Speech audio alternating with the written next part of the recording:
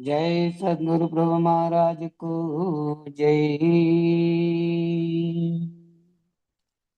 गुरु ब्रह्मा गुरु विष्णु गुरुदेवो महेश्वरः।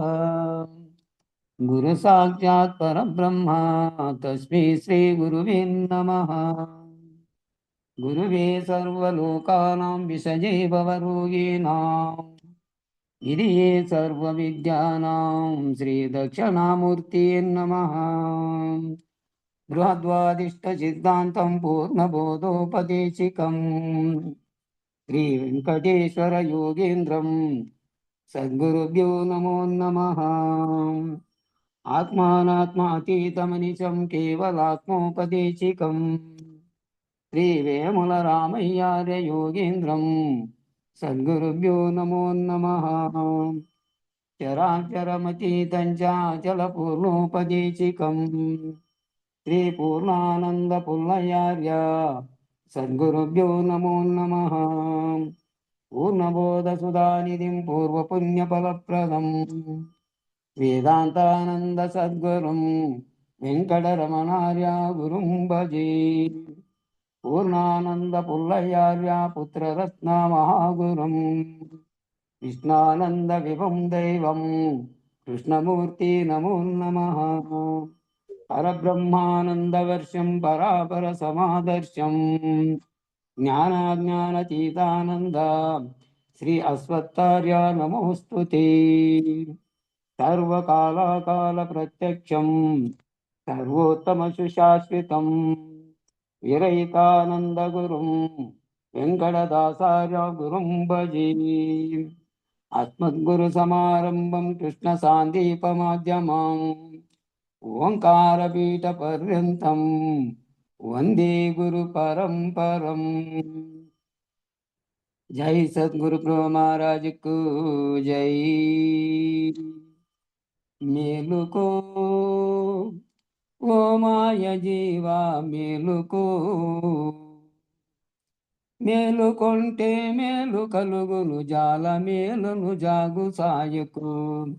పాలు మాలిన చేష్టలో బడి ఏలనీకి వెర్రి భ్రమలు మేలుకో ఓ మాయ జీవా మేలుకో.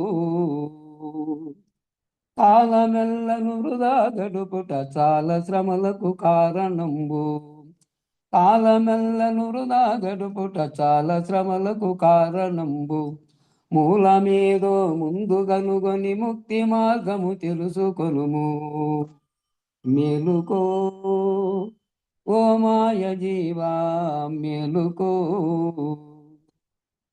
ఇంద్రజాలము నీదు బ్రతుకు ఇంత గర్వం ఏమి నీకు. ఇంద్రజాలము నీదు బ్రతుకు ఇంత గర్వం ఏమి నీకు.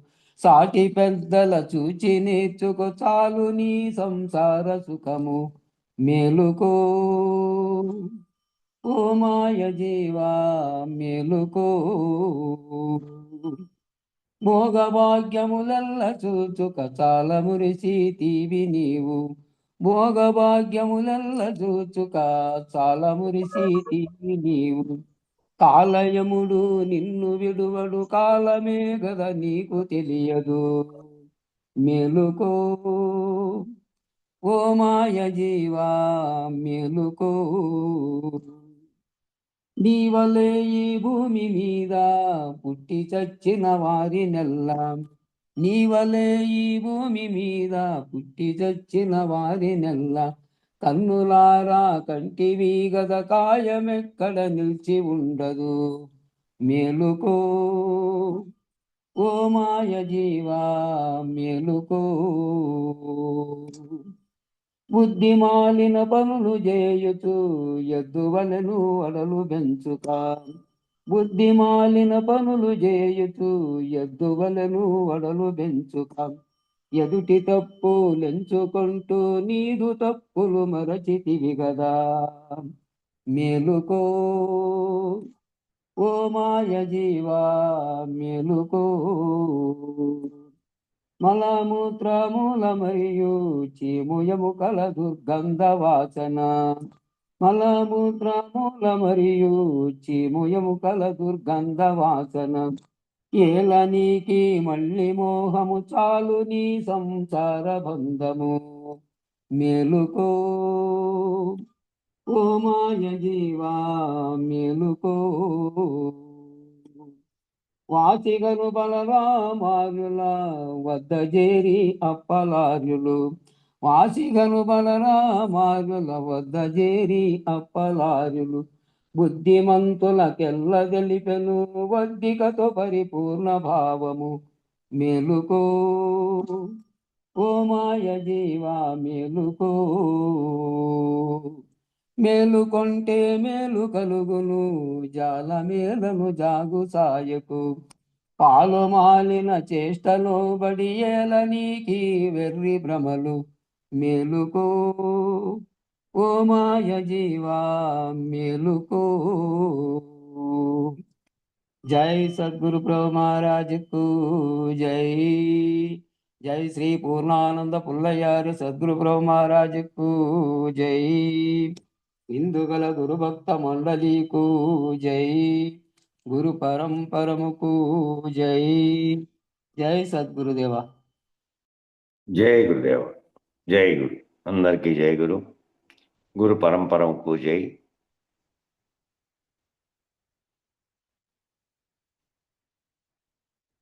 కాబట్టి ఏం చెప్పారంటే జాగ్రత్తగా సద్గురువు నీ హృదయంలో ప్రవేశించిన తర్వాత ఆ సద్గురు అనే స్ఫురణ కలిగిన తర్వాత నీలో గొప్ప వివేకం వస్తుంది.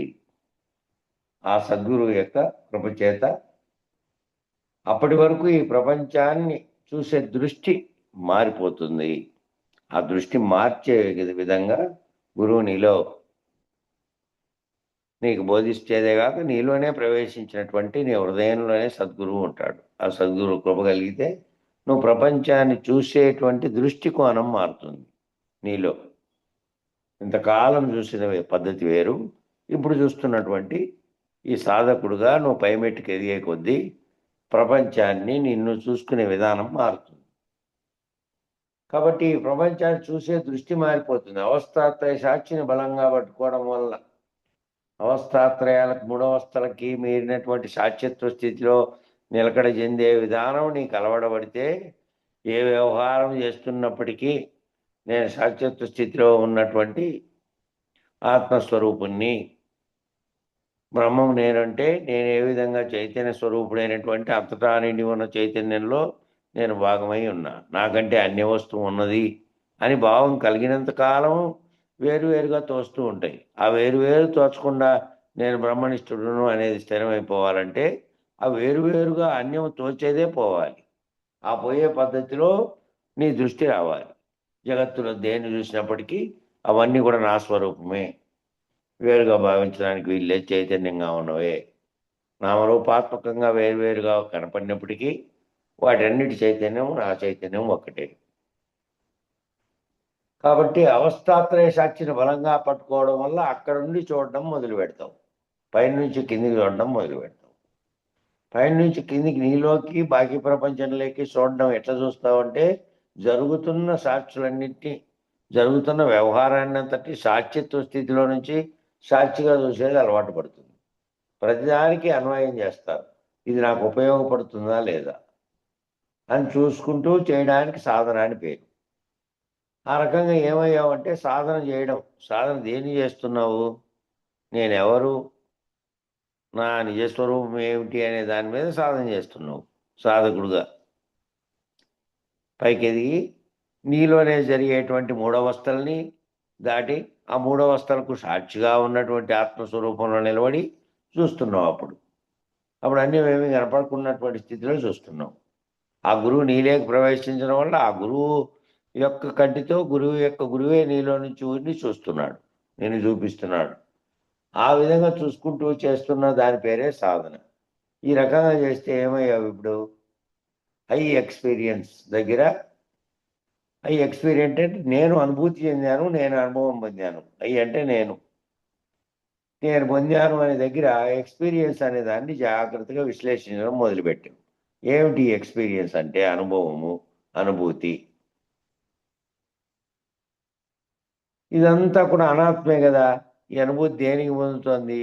శరీరానికి ఏదైనా సుఖదుఖాలు వచ్చినా శరీరంలో కలిగేటువంటి దానికి తిననందువల్ల హాయి కలిగేది లేదు. ఏ రకమైనవి కలిగినా దాన్ని ఆస్వాదించి దానితో తాదాత్మ్యం చెందడం వల్ల కదా మనసు ఆ విధంగా మనసు మళ్ళీ దాంట్లోకి పోతుంది. అవి పొందుతున్న అనుభవాన్ని ఆ పొందుతున్న అనుభవంతో తాదాత్మ్యం చెందకుండా అది పొందినప్పటికీ దాన్ని సాక్షిత్వంగా చూడటము, నేను అనుభవం పొందాను అనేది నేనుకు తీసుకుపోకూడదు. నేనుగా ఉన్నది, అసలైన నేనుగా ఉన్నది ఏమిగా ఉంది? ఆత్మస్వరూపంగా ఉన్నది. ఆ అసలైన నేనుగా ఉన్నది ఏమిటి అనుభవించలే. దేంతోనూ అసలైన నేనుగా ఉన్నది వచ్చి దీంతో సంగమించలే. మనసు, బుద్ధి, అహంకారం, చిత్తం ఇవి శరీరంతో సంగమించి వాటికి జరిగినటువంటి దాన్ని ఇవి అనుభూతి చెందాయి. ఈ అంతరంగ చతుష్టయమే దీంతో సంగమించి అనుభూతి చెందింది. అసలైన నేనుగా ఉన్నటువంటి ఆత్మగా ఉన్నటువంటిది ఆ ఎక్స్పీరియన్స్ అనేటువంటి అనుభూతి చెందిందే. మిగిలినంతా అనిత్యమే కదా, అనిత్యమైనటువంటిదే కదా, అనాత్మైనటువంటిది. మిగిలినంతా అనాత్మే కదా, ఈ అనుభవం అంతా అనాత్మే కదా.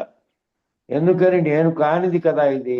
నేను కానిది ఎక్స్పీరియన్స్ అనేది నాకంటే భిన్నంగా మరొకటి ఉంటే తప్ప నేను అనుభవించలేను కదా. నేను అనుభవించాలి అంటే నేను అనేది అనుభవించడానికి నాకంటే భిన్నంగా ఒకటి ఉండాలి. ఏదైనా అనుభవించేటువంటి పరిణామం జరగడానికి ఒక అనుభవించే వస్తువు ఏదైనా నాకంటే అన్యంగా, అది ఏ రూపంలో, ఆహారం రూపంలో, మనిషి రూపంలో, ఇతరత్ర ఏ రూపంలో అన్నా ఉండని, అనుభవించడానికి అన్యంగా నాకంటే వేరేది ఉంటే అప్పుడు నేను అనుభవిస్తున్నాను అనే భావన కలుగుతుంది. నాకంటే అన్యంగా ఏమీ లేదు. అంతటా ఉన్నది ఒక్క స్వరూపంగా ఉన్నటువంటి ఆత్మస్వరూపం, దాని వలనే వచ్చినటువంటి అదే కారణ వస్తువుగా ఉన్నటువంటి స్థితిలో ఉంది. అదే నేను. ఇదంతా నేను కాదు. ఇదంతటినీ దీంట్లో జరిగే అవస్థల్ని గుర్తిస్తున్నటువంటి సాక్షిని నేను, ఆత్మస్వరూపుని నేను అనే ఎక్స్పీరియన్స్ వస్తే ఇక అనుభవించడానికి నీకంటే అన్యంగా ఇంకోటి ఉండాలి కదా మరి. అనుభవించేకి నాకంటే భిన్నంగా మరొకటి ఉంటే తప్ప నేను అనుభవించలేను కదా. అది అంతరమో బహిరమో ఏదైనా కానీ, అంతరంగంగా కానీ బహిరంగంగా కానీ, అంతేనా కదా. కాబట్టి ఎక్స్పీరియన్స్ని కాదనగలగాలి, అనుభవాన్ని కాదనాలి. అది వచ్చింది, ఆ శరీరానికి పొందింది, ఆ క్షణంలో ఆ మనసు అనేది తాదాత్మ్యం చెందింది. నేను మళ్ళీ దాంట్లోకి మాటికి ఆ అనుభూతి చెందినటువంటి విషయంగా మారి ఆ విషయం మళ్ళీ విషయాల వైపు నేను లాగుతుంటే దాన్ని కాదనే స్థితిలోకి రావాలి. ఆ ఎక్స్పీరియన్స్ అనుభూతి అంతా కూడాను అనాత్మలోనిదే. ఆ అనుభవము విషయంగా మారినటువంటి ఆ విషయాలు విషయీకరణ చెందించుకోరాదు అనే స్థితిలోకి ఎదుగుతూ పోవాలి. కాబట్టి ఇది అంతరమో బహిరమో ఏదైనా కానీ ఎక్స్పీరియన్స్ని కాదనగలగాలి. ఆ అనుభూతి ఏదైతే అనుభవం వచ్చిందో దాన్ని కాదనే స్థితి రావాలి. ఆ ఎక్స్పీరియన్స్ని కాదనాలంటే నా చేతిలో ఏముంది? ఉంది, కానీ ఏంది వదిలేస్తే ఎక్స్పీరియన్స్ పోతుంది అంటే ఐని వదిలేస్తే, ఐ అంటే నేను వదిలేస్తే ఇదంతా అక్కడ చెప్పినది విశాఖపట్నం దగ్గరే ఎక్కడో అంతా వీళ్ళే కాబట్టి ఆధునిక విద్య చదువుకోండి వాళ్ళు, అందువలన ఇంగ్లీష్ పదాలు ఎక్కువగా దొరికినాయి ఇందులో. ఏమిటి వదిలేయమన్నాడంటే ఐని వదిలేయమన్నాడు. ఐ అంటే నేను వదిలేస్తే ఆ ఎక్స్పీరియన్స్ అవడం లేదు కదా. దాంతో నేను వదిలేస్తే నేను తాదాత్మ్యం చెందదు. నేనంటానే ఏం గుర్తు రావాలి? విశ్వవ్యాప్త చైతన్యంగా ఉన్నదే. నేనంటానే నా పేరుతో ఉన్నటువంటి ఈ దేహము లేకపోతే ఇదంతా గుర్తు రాకూడదు. నేననేటువంటి నా నిజస్థితిగా ఉన్నటువంటి అఖండ ఎరుకగా భావించాలి. అక్కడ నేననేది ఉన్నటువంటి ఆ స్థితి లేకపోతే ఈ కింద నేను ఖండ ఎరుకలుగా ఉన్నటువంటి నేను, నువ్వు, వారు, వీరు అనేకం అనేటువంటిదే లేదు. అది వదిలేసిన స్థితిలో చూస్తే అప్పుడు ఆ అనుభవం నాకుంది, అనుభూతి చెందింది అనే మాట రాదు. ఇంకా అక్కడ లేదు, ఇంక అనేకత్వమే లేదు. కాబట్టి సదసద్వివేకం ఏం చెప్పారు ఆయన? గురువు ఏం చెప్పారు? సదసద్వివేకం చెప్పాడు నీకు. నాయన, సచ్చిదానంద స్వరూపుడు నువ్వు ఎట్లాంటి వాడు అంటే సచ్చిదానంద స్వరూపుడివి. ఈ శరీరంగా భావిస్తున్నటువంటి ఆవరణ రూపంలో ఉన్నప్పటికీ దాంట్లో ఏది నీ చేత సర్వమును గుర్తింపజేస్తున్నటువంటి స్థితిలో ఉందో, నీలోనే జరిగే మూడవస్థల్ని గుర్తించగలిగే స్థితిలో ఉందో, అది సాక్షిగా ఉండి దీనితో తాయాత్వం చెందకుండా ఏది ఉందో ఆ ఆత్మస్వరూపమైనటువంటివి దానివి నువ్వు సచ్చిదానంద స్వరూపుడు నీవు. ఆ సచ్చిదానంద స్వరూపానికి ఏ రకమైన ఎక్స్పీరియన్స్ లేదు. దానికి లేదు ఏంది అనుభవము అనుభూతి అంతా మనసుదే ఇక్కడ జరిగేది కింద దీనితో తాయాత్వం చెందినందువల్ల. కాబట్టి దానికి ఏ రకమైన ఎక్స్పీరియన్స్ లేదు నాయన. సచ్చిదానంద స్వరూపుడు నువ్వు. అది స్టిల్గా ఉంది. స్టిల్ అంటే స్థిరంగా కదలకుండేది. స్టిల్ ఫోటో అంటారు చూడు. స్టిల్ ఫోటో అంటే ఇంకా ఫోటోలో అది పడింది, అది కదులుతుంది. ఫోటోలో పడిండేది. ఫోటో తీసినప్పుడు ఏ క్షణంలో ఏ మూమెంట్లో ఉందో అదే తీస్తుంది. బయట బాహ్యంగా చేతులు కాళ్ళు కదిలినట్లుగా ఆ ఫోటోలో మళ్ళా కదలవు ఇంకేమి. ఆ స్థిరంగా అట్టే ఉంటుంది. దాన్ని స్టిల్ ఫోటో అంటారు. అట్లా ఈ ఎక్స్పీరియన్స్ అనేది ఏమీ లేదు. సచ్చిదానంద స్వరూపంగా ఉన్నది ఎట్లుందంటే స్టిల్గా ఉంది. స్టిల్ అంటే స్థిరంగా ఉంది. అది కదిలే స్థితి ఏమీ లేదు దానికి ఏ రకమైన విషయము లేదు. దానికి విషయం ఏంది లేదు. జగత్తు లేదు. అది సద్వస్తువు. అసత్తుగా ఉన్న దాంట్లో అంతరంగ చతుష్టయము తాదాత్మ్యం చెంది కదలింపజేసి దీనికి కలుగుతోందంత. ఆత్మస్వరూపంగా సచ్చిదానంద స్వరూపంగా ఉన్నదానికి ఏ రకమైన విషయము జగత్తు లేదు. అది సద్వస్తువుగా ఉంది. ఏ పరిణామం లేదు, ఏ మార్పు లేనిది అని వివరించారు. సద్సద్వివేకంలో ఇది తెలుసుకోవాలి. నువ్వెవరినైనా అంటానే నామరూపాత్మైన శరీరంలోకి తాయాత్వం చెందకుండా దీంట్లో జరిగే మూడవస్థల్ని, ఇది శరీరం ప్రపంచంలో జరుగుతున్న వ్యవహారాన్ని అంతటినీ నువ్వు సాక్షి రూపంలో ఉండి సాక్షిత్వ స్థితిలో ఉండి నువ్వు దాన్ని చూసే పద్ధతిగా ఉండి, అప్పుడు సాధకుడుగా నువ్వు ఆత్మస్వరూపుడుగా ఉన్నటువంటి స్థితి లేకపోతే ఆ నీలోనే ఉన్నటువంటి నీ హృదయ స్థానంలో ఉన్నటువంటి ఆ గురువు నీకు ఇదంతటి నీ స్థానంలో ఉండి నీకు తెలియజేస్తే నీకు అర్థమవుతుంది అప్పుడు. కాబట్టి దానికి భిన్నం అసత్ అంటే ఏమో, దానికి భిన్నం సత్ అనేది. కాబట్టి ఇప్పుడు ఎక్స్పీరియన్స్ అంతా అసత్తు. ఎక్స్పీరియన్స్ అంటే అనుభవం వచ్చినటువంటి అనుభూతి చెందుతున్నదంతా కూడా అసత్తే. అంతకుముందు ఏమిటి? అంతకుముందు ఈ వివరణ తెలియనప్పుడు, ఈ వివరణ అంతా తెలియకుండా ముందు అనాత్మ, అంతకుముందు అంతా అది అనాత్మే. అనాత్మతోనే తాయత్వం చెంది అనాత్మే ఎక్స్పీరియన్స్, అనాత్మే అన్ని జగత్తు నీ కనపడుతున్నదంతా. కాబట్టి అనాత్మ అన్నప్పుడు ఏమయ్యాడు? మాటికి చతుష్టయంలోకి దిగి వచ్చేస్తున్నాడు. అనాత్మగా ఉన్నప్పుడు ఏం చేస్తున్నాడంటే మాటికి ఆ చతుష్టయం లేక అంతరంగ చతుష్టయం లేక వచ్చి దానితో ప్రేరణ పొంది శరీరంతో పొందే అనుభవాలు లేకి మళ్ళా కనపడుతున్న ప్రపంచం లేకి వాటన్నిటితో తాయాత్వం చెందాడు అనాత్మగా ఉన్నప్పుడు. అనాత్మగా అంటే శరీరాన్ని నేనని భావిస్తూ ఉన్నాడు అప్పుడు. కాబట్టి గురుమూర్తి యొక్క కరుణ చేత నువ్వు ఉత్తమ సాధకుడైన వాడు ఆయన హృదయంలోనే గురుమూర్తిని పెట్టుకుంటే, ఆ గురువాక్యాన్ని పెట్టుకుంటే ఏం తోచింది? ఈ తోచే జగత్తంతా కూడా అనాత్మగా ఉన్నది. ఈ తోచడానికి కారణమైనటువంటి అంతరంగ చతుష్టయం దాంతో తాయాత్వం చెందినందువల్ల బయట కలిగినటువంటి లేదా లోపల కలిగినటువంటి స్పందనకు పేరు పెట్టుకొని దానికి అనుభూతి అనుభవం అని చెప్పింది. ఆ అనుభూతి అనుభవమే విషయంగా మారింది. ఆ విషయం అంతా కూడా సద్వస్తువైనటువంటి సత్తుకు లేదు, అసత్తుదే అదంతా. కాబట్టి అనాత్మదే అంత, ఆత్మకు లేదు. అది ఆత్మ సాక్షిత్వ స్థితిలో ఉన్నటువంటి దాంట్లో ఉంది. ఎప్పుడైతే అనాత్మ తెలియనప్పుడు, ఈ విచారణ లేనప్పుడు మాటికి ఏమయ్యావు? చతుష్టయంలోకి దిగొచ్చావు.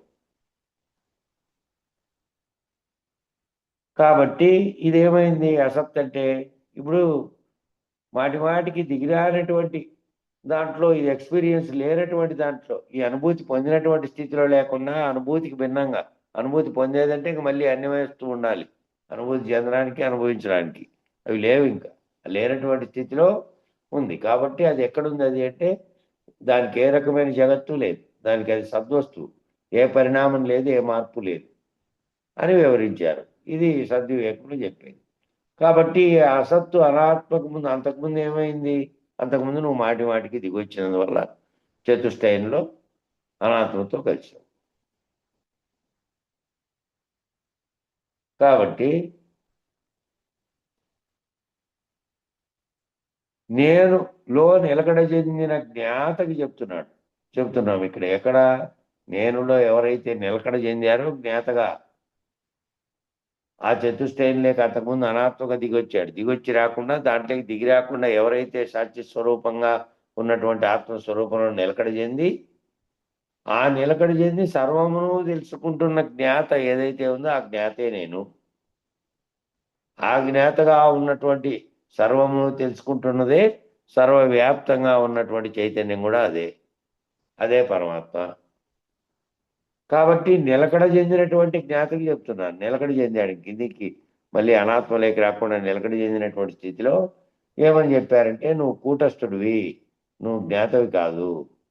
కూటస్థుడు అంటే సత్, ఆ సత్తుతో కలిసినటువంటి వారి, ఆ సత్తుతో కలిసి అక్కడ చైతన్యం ఏదైతే ఉందో ఆ స్వరూపం చెందినటువంటి వారివి, విడిపోయినటువంటి వారివి కాదు. నువ్వు దానితో కలిసినటువంటి కూటస్థుడివి. కాబట్టి వాడు ఉండబట్టి ఈ జ్ఞాత పనిచేస్తుంది. కూటస్థుడు అనే స్థితిలో ఉండబట్టే ఈ జ్ఞాత అనేది పనిచేస్తుంది. ఆ చైతన్యమే ఇక్కడ కూడా ఉంది. అక్కడ కూటస్థ స్థితిలో ఉన్న చైతన్యమే అనేకత్వంగా పొందినటువంటి జీవుల్లో కూడా ఉంది. ఇక్కడ ఇక్కడ ఇవన్నీ విమర్శలో దేహము ఆత్మ ఆ మాట వాడితే చాలా మందికి అర్థం కాని వాళ్ళు ఉంటారు. అవునవును, ఆత్మ అని వాడితే బాగా విషదం అవుతుంది. సరే. కాబట్టి ఆత్మస్థితిలో ఉన్నటువంటి వాడిని నేనే ఆత్మస్థితిలో ఉన్నటువంటి దాన్ని సర్వమును తెలుసుకున్న జ్ఞాతగా ఉన్నాను. కాబట్టి నేను దేహాన్ని కాదు. కాబట్టి అక్కడ ఎక్కడ కూటొస్తున్నాయా, నేను సర్వవ్యాప్త చైతన్యం ఏదైతే ఉందో ఈ సృష్టికి కారణమైనటువంటి బ్రహ్మముగా చెప్పబడుతున్నటువంటి చైతన్యంలో ఉన్నా నేను. దాని పేరే ఆత్మగా ఉంది. అది ఆడుండబట్టి అక్కడ ఉన్నటువంటి వాడు ఎవడు జ్ఞాతగా ఉండి సాక్షిగా ఉండి కిందికి దిగి రాకుండా, అనాత్మ స్థితిలోకి రాకుండా, దీనితో విషయాలతో కానీ ఎక్స్పీరియన్స్తో కానీ తాదాత్మ్యం చెందకుండా ఉన్నాడు. వాడు లేకపోతే వీడు పనిచేయడం లేదు. ఆ ఆత్మ లేకుండా ఉంటే ఇది పనిచేస్తుంది. దీనికి ఏ స్వతంత్రత లేదు, ఏ రకమైన చైతన్యము లేదు. కరెంటు పోతే వస్తువు ఎట్లుందో ఊరికే అట్లుంది, అట్లుంటుంది. దానికి ప్రేరణ అంతా కలగడానికి కారణమైన ప్రకాశం అంతా అందులో ఉంది, తెలుసుకునే దాంట్లో జ్ఞాతలోనే ఉంది. ఆ జ్ఞాత బింబంగా ఉంటే ఇది ప్రతిబింబంగా ఉంది. కాబట్టి నువ్వు దిగువకు చూస్తేనే కదా, ఈ ఎక్స్పీరియన్స్. ఈ ఎక్స్పీరియన్స్ అనేది నువ్వు ఎప్పుడు దేహంలోకి దిగి వస్తావో, నేను ఆత్మస్వరూపంగా ఉన్నాను, నేను జ్ఞాతను అనే స్థితిలో నుంచి ఎప్పుడైతే కిందికి దిగి వస్తావో, నేను దేహాన్ని, నేను నారాయణప్పను, నేను నా పని ఇది, నాకు ఆ పని, ఇది కిందికి దిగొచ్చినప్పుడల్లా దిగొచ్చినావనుకో ఈ అనుభూతులన్నీ వస్తాయి. మళ్ళా అనుభూతులన్నీ దేహంలోకి వచ్చావు. ఆ ఆత్మస్థితిలో నుంచి జ్ఞాతగా ఉండకుండా కిందికి వచ్చినట్టు. కాబట్టి బింబంగా ఉండాలి. ప్రతిబింబంగా ఉండే స్థితిలో నుంచి నువ్వు బింబంగా ఎదిగితే నువ్వే సాక్షి స్వరూపుడుగా ఉన్నావు. అప్పుడు ఏ అనుభవాలు, ఏ విషయాలు నీకు తోచవు. నువ్వు ఏకత్వ స్థితిలో ఉన్నటువంటి ఆత్మస్వరూపంగా ఉంటావు. నువ్వు దిగువకు చూడకూడదు కదా ఇంకా అని ఏం చెప్పారు? బ్రహ్మాండ పంచీకరణ చెప్పారు. బ్రహ్మాండంలో పంచీకరణ ఏదైతే ఉందో ఆ పంచీకరణలో ఏం జరిగిందో అదే నీలో కూడా ఉంది. నీలోనూ ఆ పంచ విషయాలే, ఆ పంచ తన్మాత్రలే కార్యరూపం ధరించిన శరీరంగా ఉండి దీంట్లో ఉన్నాయి. బ్రహ్మాండంలో కూడా ఉన్నాయి. కాబట్టి ఆ పంచ, అక్కడ పంచ, ఇక్కడ పంచ, అక్కడ 5 5 25, ఇక్కడ 5 5 25 అయినాయి. 25 అయితే ఆ 25లో 25వ వాడే నువ్వు. మిగిలిన 24 అనాత్మవే, అనాత్మ స్వరూపాలే. కాబట్టి 25వదైనటువంటి నేను అనే దాంట్లో నువ్వు దిగువకు చూడకుండా 25వది అనేది చెప్పి వివేకంలో ప్రవేశపెట్టి సత్యేది అసత్యేది అని. కాబట్టి ఏం ఏం చేశాము ఇప్పుడు అంటే, నాయనా నువ్వు కూటస్థుడివి అంటే ఆత్మస్వరూపుడివి, నువ్వు వెష్టి కాదు. నువ్వు వెష్టిగా ఇన్నాళ్ళు వెష్టిగా అనేకంగా ఉన్నటువంటి వాళ్ళతో తాయత్వం చెందుతున్నటువంటి స్థితిలో నుంచి దాటుకుని కూటస్థుడైనటువంటి సమిష్టివి నీవు. సమిష్టి అంటే ఈ బ్రహ్మాండం అంతటా ఏ చైతన్యం పనిచేస్తుందో, ఈ బ్రహ్మాండాన్ని ప్రకృతి నడిపిస్తున్నటువంటి శక్తి ఏదైతే ఉందో, ఆ శక్తిగా ఉన్నది కూడా ఆత్మే. ఆ ఆత్మేమో సమస్తాన్ని నడుపుతున్నటువంటి సమిష్టిగా ఉంది కాబట్టి దానికి పరమాత్మ అని పేరు. వ్యష్టిగా ఉన్నటువంటి దానికేమో ఆత్మగా ఉంది. ఈ రెండు ఒక్కటే. ఇక్కడ ప్రత్యేగాత్మగా నువ్వు 3 అవస్థల్ని గుర్తిస్తున్నటువంటి తడ స్థితిలో ఉన్నావు నువ్వు సాక్షి స్వరూపంగా. అక్కడ అది సాక్షి స్వరూపంగా ఉన్నది బ్రహ్మాండం అంతటితో తాయత్వం చెందని స్థితిలో. కాబట్టి ఆ రెండు ఒక్కటే. ఆ సమిష్టిలో ఉన్న నీలో ఉన్న చైతన్యం అంతటా ఉన్నది కదా.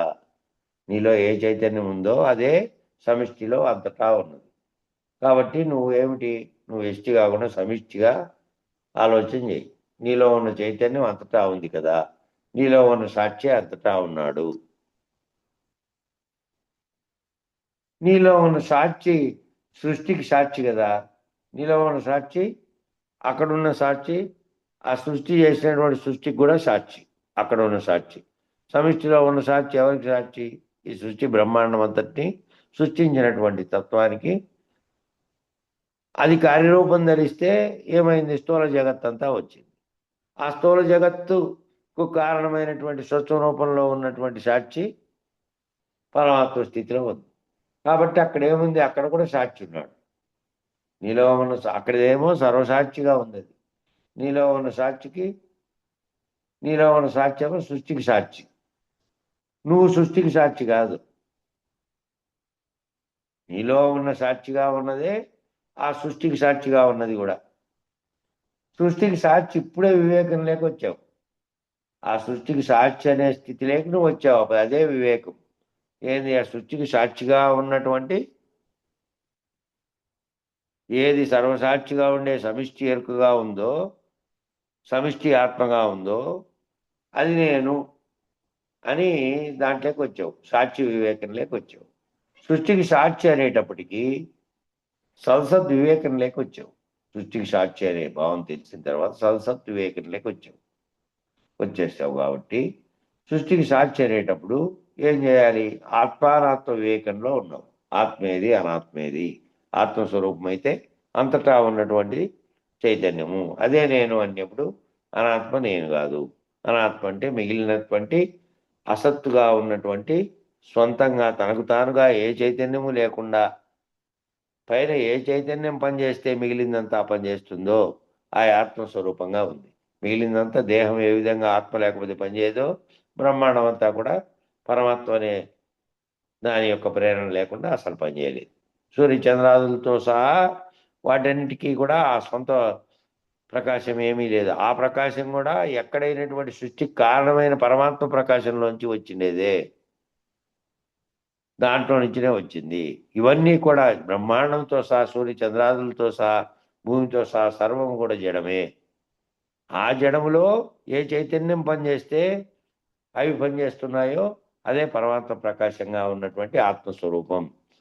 ఆ ఆత్మస్వరూపంలో తోచినది కార్యరూపం ధరించింటేనే సర్వ జగత్తు ఏర్పడింది. దానికి ఏ సంకల్పం కలిగింది?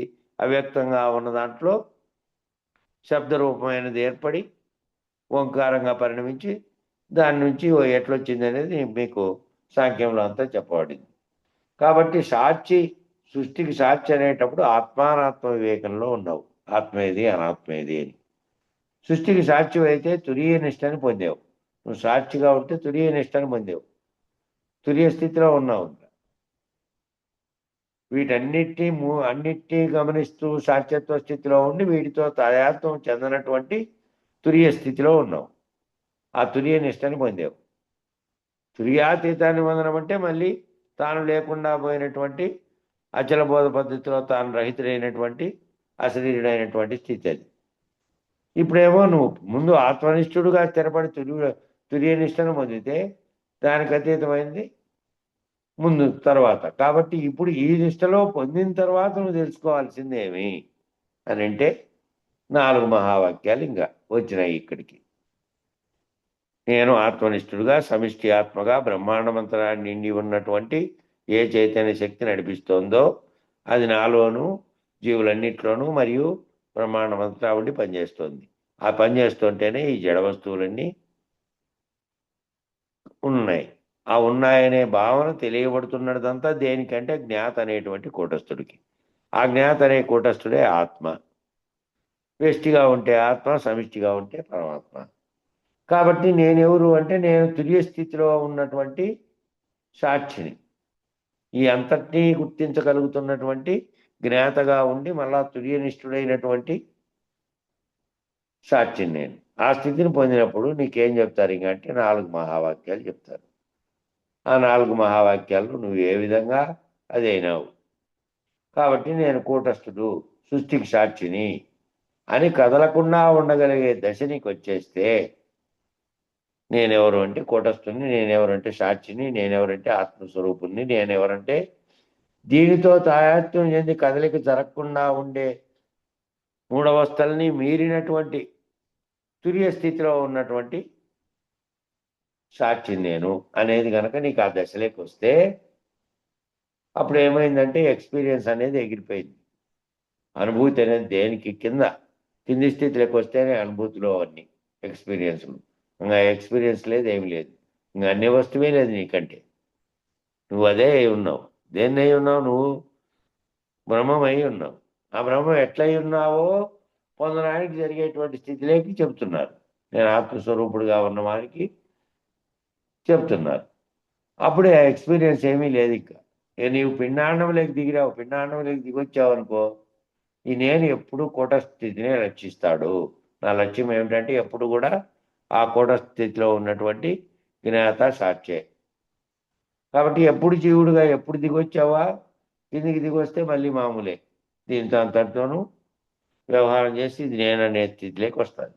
కాబట్టి ఏమి వ్యవహారం ఇది చేస్తున్నప్పటికీ శరీరం అనే ఆవరణలోనే ఉండి చేస్తోంది. కాబట్టి దానితో చేస్తున్నప్పుడు నువ్వు జ్ఞాతను పక్కకు తీసుకొని సాక్షిగా దాని అంతటిని గమనించే స్థితిలోకి నువ్వు రావాలి. తుర్య స్థితిలో ఉండి. కాబట్టి ఏంది సమిష్టిలో కిందికి దిగాడు. ఎందుకంత బలంగా నాటుకోవాలి? అది సమిష్టిలోకి వెళ్ళినప్పుడు వ్యష్టిలోనే ఇంత గొడవ అంతా నువ్వు పడుతుంటే సమిష్టిలో దీనికి లక్షల రెట్లు ఉంటాయి. సమిష్టిలో ఇన్ని లక్షల రెట్లన్నీ జరుగుతున్నటువంటి వ్యవహారం అంతా ఏ వ్యవహారమైన దాంట్లోకైనప్పటికీ కూడా అది కేవలం ప్రకాశ స్థితిలో ఉన్నటువంటి దీంట్లో ఉంది తప్ప గొడవ అంతా ఏమిట్లోకి వస్తుంది? నేననేటువంటి వ్యష్టిలోకి వచ్చినప్పుడే. సమిష్టిలోకి వచ్చితే మరి ఎంత ఉంటుంది? సమిష్టిలో దీనికి లక్ష రెట్లు ఉన్నప్పటికీ కూడా ఎందుకని అక్కడ మైక్రో పిండాండంలో మ్యాక్రో ఇక్కడ నీ శక్తికి నీకున్నటువంటి శక్తికి బాహ్య జగత్తులో ఎంత ప్రపంచం కనబడుతోంది. ఇక్కడ మ్యాక్రో అండ్ మైక్రో అనే 2 పదాలు ఉపయోగించాడు. మ్యాక్రో అంటే స్థూలము, మైక్రో అంటే సూక్ష్మం. కాబట్టి ఇక్కడ ఏం జరుగుతోంది అని వివరిస్తున్నా అంటే ఎందుకని అంటున్నాడంటే మైక్రో అంటే సూక్ష్మ స్థితిలో పిండాండంలో ఉన్నటువంటి దాంట్లో దీనంతటికీ మాస్గా ఉన్నటువంటి బ్రహ్మాండంలో సర్వము ఉంది. ఇటువంటి పిండాండాలు దీనికి సృష్టికి కారణమైన పంచభూతాలు అన్నీ ఆ ఖగోళం విశ్వం అనే బార్డర్ పోయే వరకు బ్రహ్మాండమే ఉంది. ఆ విశ్వం బార్డర్లో పోతే ఆ విశ్వమే లేకుండా పోయేటువంటి కృష్ణబిలం ఉంది అవతల. ఆ కృష్ణబిలం లేకపోతే ఈ బ్రహ్మాండం కూడా లేదు. ఇది కూడా శూన్యమైపోతుంది అందులోకి. కాబట్టి ఇక్కడ నీ శక్తికి నీకున్న శక్తికి బాహ్య జగత్తులో ఎంత ప్రపంచం కనపడుతోంది? నీకుండే శక్తికి బాహ్య జగత్తులో ఎంత ప్రపంచం కనపడుతోంది నీకు? ఈ శక్తిని మ్యాక్రో లెవెల్ అంటారు. నువ్వు మిద్దెక్కి పోయినావు అనుకో, పైకి పోయినావు అనుకో, ఎంత దూరం కనపడుతుందో అంత దూరం నీ కంటికి కనపడుతున్నంత దూరం. నీ మనసుతో ఊహించగలిగితే అది ఎంత దూరమో పోతుంది అనుకోండి. ఇంకా ఎక్కడెక్కడో ఆడుకోబోతుంది. ఎప్పుడో చూసి వచ్చిండే బొంబాయి లేకపోతే నిమిషంలోనే అటుకు పోతుంది మనసు. మనసులో అంటే అంతకుముందు అది అనుభూతి చెంది చూసినప్పటి దృశ్యం నీ లోపల ఉంది కాబట్టి అటుకి పోతుంది మనసు. మామూలుగా చూస్తే పైకెక్కి చూస్తే ఎందరూ మీ ఊరు దాటిపోయే వరకు మీ కొండలు అడ్డం వచ్చి ఏటి వరకు ఉన్నాయి. ఒకవేళ కొండలు అడ్డం లేకపోయినా కూడా ఇటు నుంచి ఎక్కడికో చూడాలంటే కనపడదు. అది ఎంతవరకు దృష్టికోణం దాన్ని చూడగలుగుతుందో ఆటి వరకే ఉంటుంది. కాబట్టి నీకున్న శక్తికి బాహ్య జగత్తులో ఎంత ప్రపంచం కనపడుతోంది, ఆ ఎంత కనపడుతుందో అదే మ్యాక్రో లెవెల్. నీకు కనపడింది కదిరి దాకా ఒక పెద్ద కొండ ఎక్కావు, ఆ కొండ మీద నుండి చూస్తే కదిరి దాకా కనపడింది. ఇంకా అంతే, ఇంకా అవతల కనపడలే. అవతలంతా ఏదో ఉన్నట్టు తెలుసు కానీ కొత్త వెలుగుగా ప్రకాశంగా కనపడుతుంది పగులు చూస్తే. రాత్రిపూట చూస్తే అసలు ఏమీ నీ పక్కన ఉండేది కూడా కనపడదు. కాబట్టి నీకు అది కనపడడాన్ని ఏమంటున్నారంటే నీ శక్తిని పెంచుతున్నారు. నువ్వు ఈ శక్తిని పెంచుకోవాలంటే నువ్వు ఏ విధంగా ఉండాలి, నువ్వు ఆ మొత్తం అంతరిక్షంలో నుంచి కిందికి చూడగలిగి సర్వ బ్రహ్మాండాన్ని చూడగలిగే శక్తిని రావాలి అంటే నువ్వు సాక్షి స్థితిలో నుంచి చూడాలి. ఈ మైక్రో లెవెల్లో పిండాండంలో నుంచి చూస్తే ఆటి వరకే కనపడుతుంది. అంత దూరమే నీ శక్తి, అంతటినీ చూసే శక్తి లేదు. కాబట్టి ఏమైనా శక్తిని పెంచారు, పదార్థాన్ని పెంచడంలే. పదార్థం అదే ఉంది, పదార్థం ఏమి పెరగలే. పైకి పోతే పదార్థం అంతా నాకు బిందువులాగా కనపడింది, భూమి అంతా ఉంగరంలా కనపడింది, పట్టుచేనులా కనపడుతుంది. అవన్నీ ఏంటి? పదార్థం అంతే ఉంది. పదార్థం యొక్క రూపంలో దూరానికి దగ్గరికి కనపడే తేడా కనపడుతుంది అంతే. పదార్థం ఏమన్నా దగ్గరుంది కాబట్టి పదార్థం పెరిగింది, విమానంలోకి పోయినాం కాబట్టి పదార్థం చిన్నగా అయిందా? పదార్థం చిన్నగా కాలే, దృష్టి చూసే దాంట్లో నుంచి చిన్నగా కనపడుతుంది దూరాన్ని బట్టి. కాబట్టి నీకేమర్థమైపోయింది? నీ శక్తి పెరిగింది, చూసే శక్తి పెరిగింది. ఆత్మస్థితిలో నుంచి నువ్వు సర్వాన్ని చూసే స్థితి పెరిగింది నీకు. పదార్థాన్ని ఏమీ పెంచలేను, పదార్థాన్ని తగ్గించేది శక్తి లేదు. శక్తిని పెంచేటప్పటికి ఏమైపోయినావు అంటే నీ ఎక్స్పీరియన్స్, ఒక్క ఎక్స్పీరియన్స్ మీద ఆసక్తి ఉన్నా సరే అది ఏమైపోతుంది, ఆ ఎక్స్పీరియన్స్ అనే దాని మీద ఆసక్తి కలిగింది అనుకో, అక్కడి నుంచి చూసే దృష్టిలో నువ్వు సాక్షిత్వ స్థితిలో ఉన్న తర్వాత నేను ఈ సర్వమును గుర్తెరుగుతున్నటువంటి సమిష్టి ఎరుకగా ఉన్నటువంటి సమిష్టి దృష్టికోణంలో చూస్తున్నటువంటి సాక్షిని అనే స్థితిలో స్థిరపడిపోతే అక్కడ మళ్ళీ నీ ఎక్స్పీరియన్స్ అనే దాని మీద ఆసక్తి కలిగింది అనుకో, ఏమైపోతుంది, అక్కడ పడితే ఎక్కడ పడతావు, వచ్చి శాంతం వచ్చి కిందికి పడతావు. అక్కడి నుంచి చూసే పద్ధతి పోయి ఒక్కసారిగా జీవుడైపోతావు. మళ్ళీ నీకు వచ్చినటువంటి నీ నామరూపాత్మక నీ విషయాలన్నీ వచ్చాయి నీలేకి క్షణం లోపలే. దాని మీద ఆసక్తి వచ్చిందో ఆ సాక్షిత్వ స్థితిలో నుంచి ఒక్కసారిగా అంతరంగ స్థితిలోకి ప్రవేశిస్తావు. అంతరంగ ప్రవేశిస్తే స్థితిలో నుంచి ఈ శరీరం అనేటువంటి అనామరూపాత్మమైన దాంట్లోకి వచ్చేస్తాం. కాబట్టి శాంతం కిందికి వచ్చేస్తామంటే ఎక్కడి దాకా పడిపోతాడు, ఎక్కడి దాకానైనా పడిపోవచ్చు. ఇంకా మళ్ళీ కిందికి వస్తే ఎక్కడి దాకానైనా పడిపోవచ్చు. శరీరం నేనే స్థితిలోకి వస్తే సాక్షిత్వ స్థితిలో నుంచి ఎక్కడి దాకానైనా పడిపోవచ్చు. కాబట్టి నేను పడిపోకుండా ఉండేటువంటి స్థితిలో మళ్ళీ దాంట్లో కూడా ఉత్తమమైనటువంటి స్థితిలో నేను దేనితో తాయాత్వం చెంది మళ్ళీ నేను మామూలైనటువంటి జీవుడుగా వాడు అనేక రకాలుగా కనపడుతున్న వాటన్నిటితో తాయాత్వం చెంది వాడు వస్తు బట్టి ఏ విధంగా బాహ్య జగత్తులో అనేక పాత్రలు పోషిస్తున్నాడో, దొంగగా, వ్యవహారకర్తగా, ఇంకా ఏమేమి చేస్తున్నాడో అవన్నిట్లో ఆ దుర్మార్గమైన దుష్టమైనటువంటి అన్నిట్లో అన్నీ కూడా జీవుల్లోనే ఉన్నాయి. వాటన్నిటి స్థితుల్లోకి వచ్చేస్తాడు. ఇంకా ఆ స్థితిలో ఉండమంటే ఆ స్థితిలో ఎప్పుడు ఉండడమే అశరీరత్వం. ఆ స్థితిని దాటినటువంటి స్థితిలో ఉండడం, అది కూడా లేనిదై జరుగుతున్న వ్యవహారం అంతా కలగా ఉన్నటువంటి భావన చెందాలి. సర్వవేళలా సర్వావస్థల్లోనూ సర్వకాలాల్లోనూ జరుగుతున్నదంతా కేవలం కలే. కాబట్టి ఎక్కడికి పడిపోతావంటే ఎక్కడికైనా పడిపోవచ్చు నువ్వు మళ్ళీ దిగొచ్చితే.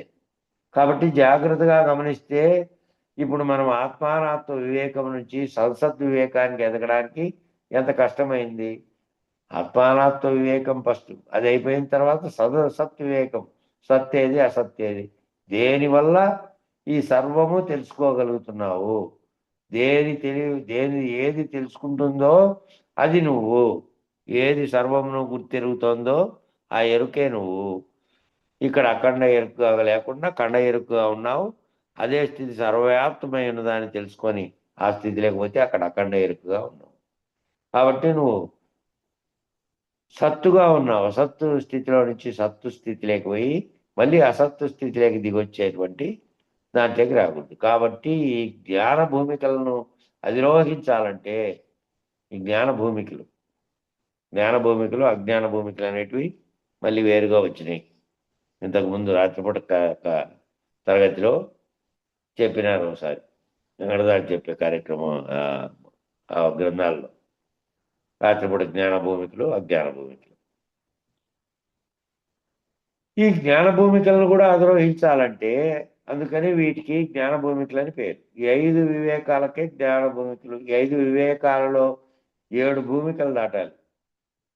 ఇటు అటు కూడా ఉంటాయి ఆ భూమికలు. భూమిక అంటే కారణమైనటువంటి కారణ వస్తువే. కాబట్టి వీటికి జ్ఞాన భూమికలు అని పేరు. ఈ 5 వివేకాలతో 7 భూమికలు దాటాలట. అటు ఇటు ఉంటాయి భూమికలు. ప్రతి వివేకం మధ్యలో అటు ఇటు ఉంటాయి. 1, 2 మధ్యలో నిత్య అనిత్య, 2, 3 మధ్యలో ఆత్మ అనాత్మ, 3, 4 మధ్యలో సద్వివేకం, 4, 5 మధ్యలో కార్యకారణం, 5, 6 మధ్యలో దృక్దృశ్యం. అది దాటిపోతే 7 అవతలకి వెళ్ళిపోతే వీటితో పని లేదు. ఇంకా సప్తజ్ఞానావరణం. వీటిని సప్తజ్ఞాన భూమికల 7వ జ్ఞాన భూమిక ఏమిటి అంటే తురియం శుభేచ్ఛ దగ్గర మొదలు పెడితే చివరిది తురియం. ఆ 7 జ్ఞాన భూమికలు సప్తావరణలు అని కూడా వచ్చినాయి వేరుగా. సప్తావరణలు, సప్త భూమికలు మన సంధ్యా పూర్ణచంద్రరావు గారి గ్రంథాలు మీకు అందరికీ ఇచ్చినాం. 1వ భాగం, 2వ భాగం పరిపూర్ణ బోధ పదకోశం అనేటివి. వాటిలో ఈ పదాలన్నిటి యొక్క విస్తృత అర్థమంతా ఇచ్చినారు. కాబట్టి ఇప్పుడు ఏమయ్యాడు? ఇప్పుడు చివరికి ఏమైనాడంటే తురియ స్థితికి వస్తే ఇప్పుడు ఏమైనాడు? సదసత్ వివేకంతో ఎక్స్పీరియన్స్ అన్నిటి కాదన్నాడు. సదసత్ వివేకం వచ్చిన తర్వాత నేను సత్తును అసత్తును కాదు, అసత్తులో తోచినటువంటి అసత్తులో కలిగినటువంటి అనుభూతుల్ని అనుభవించినటువంటి స్థితిలో ఆసక్తిని పెంచుకున్నది ఏంటంటే అక్కడ మనసుగా ఉన్నటువంటిది. దాన్ని దాటినటువంటి సాక్షిత్వ స్థితిలో ఉన్నటువంటి నేను జ్ఞాతగా ఉన్నాను, నేను కూటస్థుడిగా ఉన్నాను, నేను అఖండ ఎరుకగా ఉన్నటువంటి దాంట్లో భాగమై ఉన్నాను. నాకు అన్య వస్తువే లేదు భోగించడానికి, ఆసక్తి కలగడానికి. ఆ స్థితిలో ఉన్నటువంటి దాంట్లో అక్కడికి ఎక్స్పీరియన్స్ అనేదానికి కాదన్నాను. ఐకి ఎక్స్పీరియన్స్ ఉన్నది, నేను అనే దానికి లేదు. ఆ నేను అనేటువంటి కింద నేనుకు సంబంధించినటువంటి తాయాత్యం ఇంతకాలం అనుకున్నానే అది కాదు. నేనేమిటి అంటే ఆ కూటస్థుడిగా ఉన్నటువంటి సత్తుగా ఉన్నటువంటి ఆత్మస్వరూపాన్ని. కాబట్టి దానికి మధ్యలో ఉన్నటువంటి ఎక్స్ప్రెషన్ని పట్టగలిగాడు. నేనుకు అనుభవానికి రెండింటికి మధ్యలో ఉన్నటువంటి ఎక్స్ప్రెషన్ అంటే వ్యక్తీకరణ, భావ వ్యక్తీకరణ అనే ఎక్స్ప్రెషన్ అంటారు ఇంగ్లీష్లో. కాబట్టి ఈ ఎక్స్పీరియన్స్కు నేనుకు మధ్యలో ఉన్నటువంటిది ఎక్స్ప్రెషన్ని పట్టగలిగాడు. ఆ స్థితికి పోతే ఆ నేను అనేటువంటిది ఆత్మస్వరూపంగా ఉంటే ఎక్స్పీరియన్స్ అనేదంతా కూడాను అసత్తుగా ఉన్నదానికి కలిగినటువంటి దాంతో తాదాత్మ్యం చెందిన మనసు బుద్ధి కొంది నేనుగా ఉన్నది సమిష్టి చేరుకుగా ఉంది. దానికి ఏ రకమైన అనుభవం ఆసక్తి లేదు, ఆ స్థితిలో ఉంది అని. బ్రహ్మాండ పంచీకరణ అంతా కూడా ఎక్స్ప్రెషన్. ఆ బ్రహ్మాండ పంచీకరణ అంతా కావడానికి అదంతా ఆ బ్రహ్మాండ పంచీకరణ అంతా కూడా తన్మాత్ర స్థితిలో ఉండి అది ఎప్పుడైతే ఎక్స్ప్రెషన్ అంటే వ్యక్తీకరణ జరిగిందో, వ్యక్తమైందో, కార్యరూపం ధరించినటువంటి స్థితిలోకి వచ్చింది. అది ఎక్స్పీరియన్స్ కాదని ఓన్లీ ఎక్స్పీరియన్స్ అని, అది కేవలము ఆ ఎక్స్పీరియన్స్ అంటే అనుభవం కాదు, అది కేవలం వ్యక్తమైనటువంటి పరిస్థితి. ఆ వ్యక్తమైనటువంటిదే అంటే అర్థం ఏమిటి అంటే సూర్యుడి చంద్రుడు అయ్యాడండి. అయ్యాడా? ఎట్లా అయ్యాడు? ఏం లేదు. నవగ్రహాలు సూర్యుడే అయినప్పుడు సూర్యుడే వేరే ఎక్కడి నుండి వచ్చాడు? సూర్యుడి చంద్రుడు అయ్యాడు అంటే సూర్యుడి చంద్రుడు అవ్వలేదు. సూర్యుడిగానే ఉన్నాడు. చంద్రుడిగా దాని మీద వెలుతురు పడితే దాన్ని నువ్వు చూసి అది బలా చంద్రుడు. ఈ గ్రహాలు ఇవన్నీ వేరు దృక్కోణంతో చూస్తున్నావు. అంత బ్రహ్మాండం అంతటికి కారణమైన ఒకటి ఉంది. కాబట్టి ఆ ఎక్స్ప్రెషన్ అది. ఆ ఎక్స్ప్రెషన్ ఏమైందంటే నీ చూసే దృష్టికోణంలో ఆ వేరుగా కనబడుతున్నటువంటి వాటన్నిటినీ విశ్లేషణ చెందుతున్నావు, పంచీకరణ చేస్తున్నావు. ఆ పంచీకరణ జరగడానికి ముందున్నటువంటి స్థితిలోకి నువ్వు పోవాలి. పంచీకరణ జరిగిన తర్వాత వ్యక్తమై అవన్నీ ప్రకటనగా వచ్చినాయి, ప్రకటింపబడినాయి బయటికి. కాబట్టి బ్రహ్మాండ పంచీకరణలో 5x5 25 అక్కడ కూడా చెప్పాము. ఇక్కడేమో మైక్రో అంటే సూక్ష్మ స్థితిలో, అక్కడేమో మ్యాక్రో స్థూల స్థితిలో. అక్కడ చెప్పినవన్నీ ఏంటంటే భూమండలం మీద ఉన్న సమస్త సృష్టి కలిపితే సమస్త సమిష్టి అంటే ఏంది అంటే సర్వము నీతో సహా క్షేమతో సహా ఉన్నటువంటి జీవులన్నిటితో సహా మొత్తం బ్రహ్మాండంలో ఉన్నటువంటి అణువును అంతటినీ కలిపితే అంతా కలిపి బ్రహ్మాండం, అంతా కలిపి భూమండలం, మరియు దాని మీద ఉన్నటువంటి సమస్త సృష్టి, ఆ సృష్టి పైన ఉన్నటువంటి మళ్ళీ మిగతా గ్రహాలతో సహా అన్ని కలిపితే సమిష్టి అనేటువంటి ఓ బ్రహ్మాండం ఉంది. ఆ సమిష్టి బ్రహ్మాండంలో ఉన్నటువంటి ఒకటి అనే దాన్నే సమిష్టి అంటారు. అంత ఒక్కటే ఉన్నది, అనేకం లేవు. అనేకంగా భావిస్తేనే అనేకం ఉన్నాయి. అనేకం నుంచి ఏకత్వ స్థితి లేకపోతే ఇంకక్కడ లేవని. సమిష్టి కలిపితే అక్కడ వ్యక్తులన్నీ కలిపితే సమిష్టి అయింది. ఇప్పుడు 5x65 పిండాండంలో మృత్యు స్థానం ఎక్కడుంది? ఆసన స్థానంలో ఉంది. మృత్యు స్థానం అంతా బుధ స్థానంలో ఉన్నటువంటి స్థానంలో, ఆధార స్థానంలో, ఆధార చక్ర స్థానంలో ఉంది. దానికి బలం ఎక్కడి నుంచి వచ్చింది అంటే పృథ్వీలో వచ్చింది. కాబట్టి బ్రహ్మాండంలో కూడా పృథ్వీలో అది. పృథ్వీ అంటే ఆ బ్రహ్మాండంలో ఉండే పృథ్వీలో ఈ పృథ్వీ స్థానంగా ఉండే జీవుల్లో ఇక్కడేమో బుధ స్థానంలో ఉన్నటువంటి ఆధార చక్రం దగ్గర దానికి బలం ఉంది. అది మన మృత్యువు కూడా అక్కడే ఉంది. కానీ ఏమిటేదంటే బ్రహ్మాండంలో కూడా పృథ్వీ అయినప్పటికీ కానీ ఏమిటేదంటే చైతన్యం, బ్రహ్మాండం చైతన్యంలో కూడా ఈ పృథ్వీ అనే అంశం ఉంది. ఆ చైతన్యంలో కానీ అక్కడ మృత్యుదేవతగా ఉంది. అక్కడెక్కడ ఏమిగా ఉందంటే ప్రాణము వచ్చినది పోయిండేటువంటి దానికి ఆధారమైనటువంటి మృత్యుదేవతలా ఉంది. పోయే ఈ భూమండలం మీద ఉన్నటువంటి సకల జీవరాశి యొక్క మృత్యువు, సకల జడచేతనాల యొక్క మృత్యువు, లయం అంతా కూడా మృత్యుదేవత చేతిలో ఉంది. ఈ బ్రహ్మాండం అంతటికీ నీకు బ్రహ్మాండానికి అంతటికీ కూడా లయం అయిపోయేటువంటి స్థితి. నీవు లయం అయిపోయేది అంటే నువ్వు లేకుండా పోయేటువంటి స్థితి, జగత్తు లేకుండా పోయేటువంటి స్థితి ఎక్కడుంది అంటే అంతా ఆ మృత్యుదేవత మీద ఉంది. ఆ మృత్యుదేవతలో లయమైపోవడమే మృత్యుదేవత చేతిలో ఉంది. ఒక్క పృథ్వీ చేతిలో ఉంది. ఇదంతా ఏమిటి? పృథ్వీ అనే దాని చేతిలో ఉంది. పృథ్వీ లేదనుకో, పృథ్వీ మీద ఏ జీవరాశి అన్నా ఉందా? పృథ్వీకి కారణమైనటువంటి బ్రహ్మాండం కూడా ఆ బ్రహ్మాండ పంచీకరణలో పృథ్వీ ఒక భాగంగా ఉంది.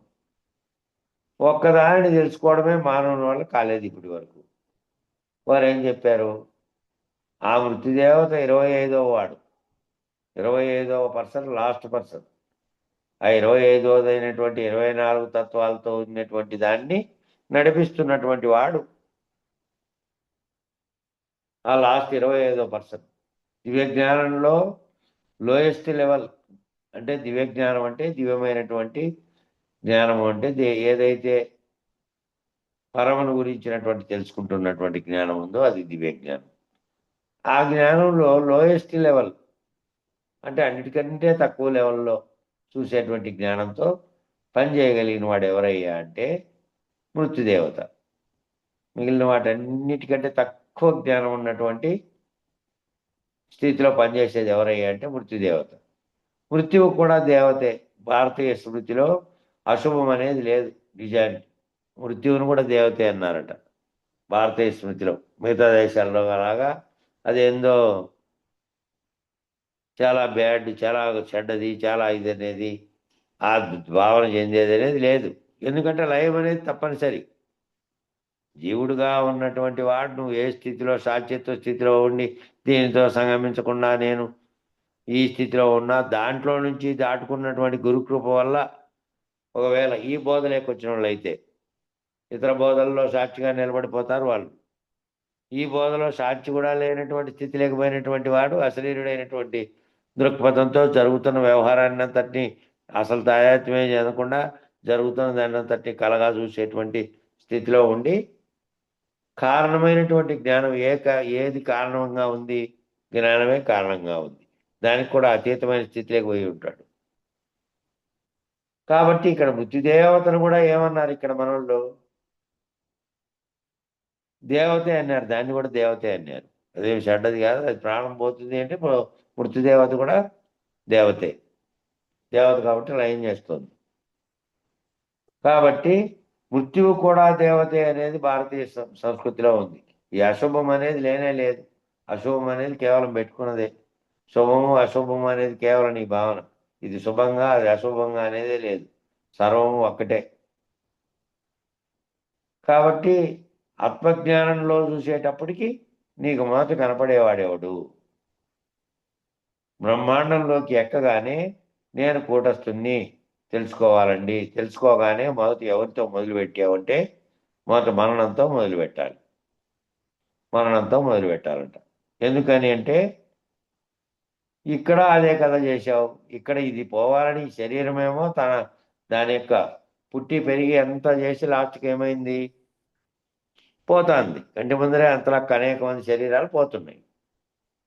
అక్కడ బ్రహ్మాండ స్థితిలోకి పోయిన తర్వాత అక్కడ ఏం కావాలి? ఏ జ్ఞానంతో ఆ బ్రహ్మాండంగా ఉన్నటువంటి నేననే సాక్షిత్వ స్థితిని సాధించావో, జ్ఞాతగా ఉన్నటువంటి స్థితిలో ఉన్నావో, బ్రహ్మాండ ఎరుకగా ఉన్నటువంటి అఖండ ఎరుకగా ఉన్నావో, అక్కడ బ్రహ్మంగా ఉన్నావో, అది పోవాలి. అది కూడా ఏం చేయాలి? అక్కడ కూడా మరణంతో మొదలుపెట్టాలి. అది మరణించాలంటే అది లేనటువంటి స్థితి కలగాలి, అది పోయే స్థితి కలగాలి. ఎందుకనంటే అక్కడ కూడా అదే కదా చేసావు. అక్కడికి పోయి నుంచి కూడా ఇక్కడ ఏ చైతన్యం దిగి వచ్చి ఇక్కడ జీవుడుగా చేసిందో అది అంతటినీ కాదని దీంతో తాయాత్మ్యం చెందని స్థితిలో ఉండే అఖండ ఎరుక అనే స్థితిలోకి పోయి బ్రహ్మాండం అంతటికి కర్తగా ఏదైతే ఉందో, ఏ ఎరుక అయితే, ఏ చైతన్యం అయితే ఆ చైతన్య స్థితిలో ఉన్నటువంటి నేను అన్నావు. ఆ చైతన్యమే బ్రహ్మము అన్నావు. బ్రహ్మం అనే పేరు పెట్టి అదే సంకల్పించుకుంది, అదే సృష్టించింది, అదే కారణ వస్తువుగా ఉన్నది అన్నావు. వాటికి పోయిన తర్వాత అదేమి కావాలి? అది కూడా పోవాలి. అది కూడా మరణంతో మొదలుపెట్టాలి అక్కడ కూడా.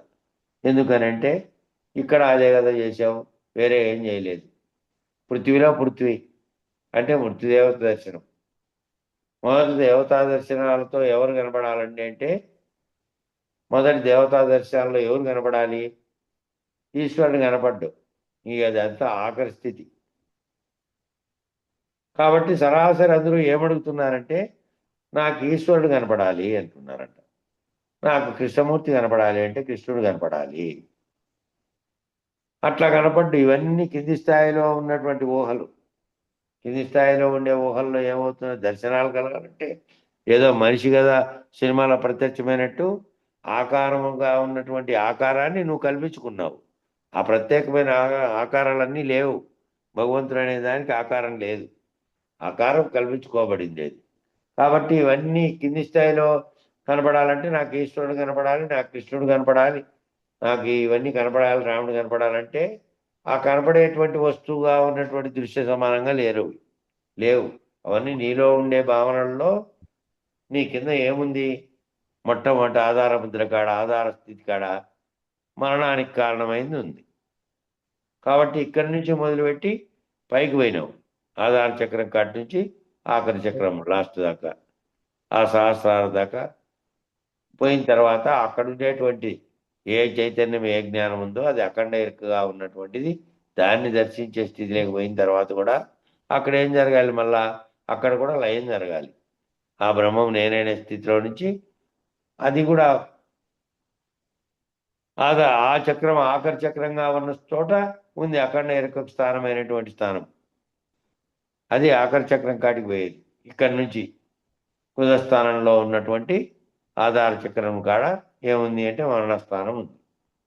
అక్కడికి పోయిన తర్వాత అక్కడేమో ఆఖరి స్థానమైనటువంటి సహస్రారంలో జ్ఞాత ఎక్కడైతే ఎరుకబడుతుందో అఖండ ఎరుక స్థానమైనటువంటి జ్ఞాత స్థితి ఉంది.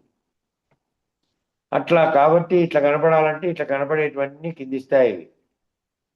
వీళ్ళు కనపడాలి, వాళ్ళు దర్శనం జరగాలి, దర్శనం జరిగేటువంటి ఇవన్నీ కింది స్థాయి, కనపడేది ఉండదు. ఇవన్నీ కింద స్థాయిలో ఉన్నటువంటి ఊహలు అన్నమాట. ఇవన్నీ ఏంటంటే ఊహలు. ఆ దృశ్యాన్ని ఏందన్నా చూస్తే అట్లా నాకు కూడా కనపడతారేమో, ఇక్కడ మా మనసులోకి వచ్చాక కంటికి మూసుకొని ధ్యానం చేస్తూ ఉంటే ఎదురుగా వచ్చి దర్శనమిస్తారేమో అనేటువంటి ఊహలు, కింది స్థాయిలో జరిగే ఊహలు. కాబట్టి నిజానికి ఎట్లా చూస్తాడు అంటే చిన్న నిద్ర, పెద్ద నిద్ర. చిన్న నిద్ర ఏంది? దినము జరిగేటువంటి రాత్రిపూట జరిగే మరణం. పెద్ద నిద్ర మళ్ళా రాదు అది. ఇంకా ఆ పెద్ద నిద్ర ఈ దేహం అయిపోతుంది, అది పోయి ఇంకోసారి ఎక్కడ పోతుందో. అది లేనటువంటి స్థితి కావాలి. ఇక్కడ ఏమవుతుంది? అవస్థాత్రయ సాక్షిత్వం. ఈ చరనిద్ర ఏమవుతుంది? చరనిద్ర పోయిండే స్థితిలో అవస్థాత్రయ సాక్షి ఉన్నాడు. ఈ మూడు అవస్థల్ని గుర్తిస్తున్నాడు. జాగ్రత్తలో, స్వప్నంలో, నిద్రలో ఏ రకమైనటువంటి వ్యవహారం నీలో జరిగిందో నీవు అనేవాడు వేరుగా ఉండి సాక్షిగా ఉండి చూస్తే నువ్వు తుర్య స్థితిలో ఉండి అన్నిటినీ తెలుసుకున్నటువంటి స్థితిలో ఉన్నట్టు. ఆ తుర్య స్థితిలో ప్రత్యేగాత్మగా ఉన్నవాడు నేనే పరమాత్మ అనే స్థితిని తెలుసుకున్నటువంటి బ్రహ్మాండ స్థితిని తెలుసుకుంటే అక్కడ కూడా అవస్థాత్రయ సాక్షే. అక్కడ ఈ జగత్తు యొక్క అవస్థలు బ్రహ్మాండం అంతటికీ కలిపినటువంటి సాక్షి, సర్వసాక్షిగా ఉన్నటువంటి సాక్షి. అక్కడ అఖండంగా ఉన్నటువంటి అవస్థాత్రయ సాక్షిత్వం. అవస్థాత్రయ సాక్షి అనగానే అవ్వగానే వెంటనే వీడికి మృత్యుదేవత యొక్క అనుభవం తెలుస్తుంది. మృత్యుదేవత ఎక్కడ ఏమిటికి జరుగుతోంది, అక్కడ జరుగుతున్నట్టు అక్కడి నుంచి చూడాలి. అక్కడి నుంచి కిందికి చూసి ఇవన్నీ ఉన్నాయి, పుడుతున్నాయి, పోతున్నాయి. జీవులన్నీ స్థాయిలో నుంచి దీనికి మరణము అంటున్నారు. ఈ ప్రాణం వచ్చినప్పటికీ, ప్రాణం పోయినప్పటికీ ఏది సూక్ష్మ స్థితిలో ఉందో అది చేసిన కర్మలను బట్టి ఉపాధి ధరించుకుంటోంది. ఇక్కడ నిద్రపోయి అక్కడ మేల్కుంటోంది. ఈడ జీవుల్లో రేమో జీవుడుగా ఉన్నటువంటి నేనని పలుకుతున్నది ఏ తెలివితో పలుకుతుందో ఆ తెలివి నిద్రిస్తోంది. ఇక్కడ జీవునికి నిద్రించి శరీరం నిద్రపోయింది. మేల్కుంటానే మళ్ళీ అన్నింటినీ గుర్తెరిగే చైతన్యం వచ్చింది.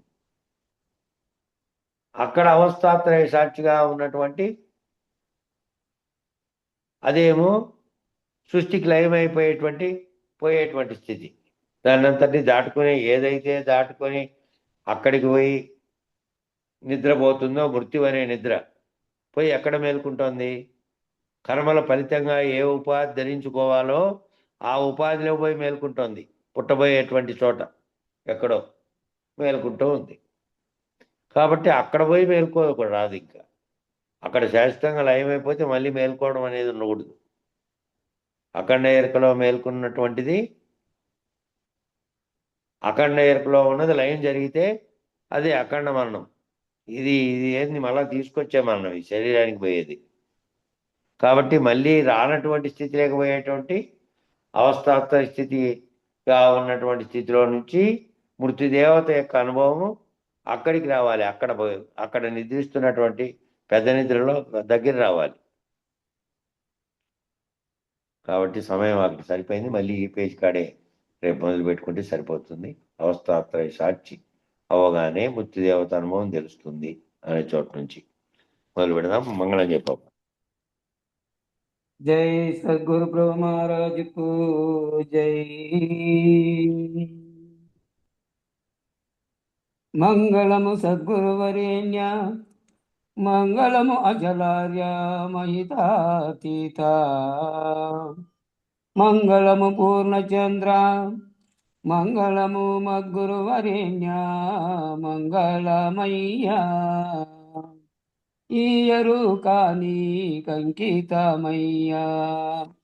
మంగళమిదే గునుమా మద్గురు దేవనా, అంగలింగములను భంగము చేసిన సంగరహిత కేవలాత్మ పొంగుతును మీ పాద పద్మం చెంగిటను నే చేరి ఎరుక భ్రాంతిని రహిత చేస్తిరి మంగళమయ్యా ఈ ఎరుక నీ కంకితమయ్యా మంగళం గురుదేవాయ మహనీయ గుణాత్మని సర్వలోక శరణ్యాయ సాధురూపాయ మంగళం మంగళం మంగళం. జై శ్రీ సద్గురు బ్రహ్మ మహారాజుకు జై. జై వెంకటాంబ సమేత పూర్ణానంద పుల్లయార సద్గురు బ్రహ్మ మహారాజుకు జై. జై వేదాంతానంద వెంకట రమణార సద్గురు బ్రహ్మ మహారాజుకు జై. జై శ్రీ విరహితానంద వెంకటదాసార సద్గురు బ్రహ్మ మహారాజుకు జై. జై జ్ఞానాజ్ఞానదీత అశ్వత్థార సద్గురు బ్రహ్మ మహారాజుకు జై. జై విష్ణానంద కృష్ణమూర్త్యార సద్గురు బ్రహ్మ మహారాజుకు జై. ఇందుగల గురు భక్త మండలికు జై. గురు పరంపరముకు జై. సాధు సత్పురుషకు జై. సర్వం సద్గురు చరణారవిందార్పణమస్తు. సర్వే జనా సుఖినో భవంతు. ఓం శాంతి శాంతి శాంతి. జై సద్గురుదేవ.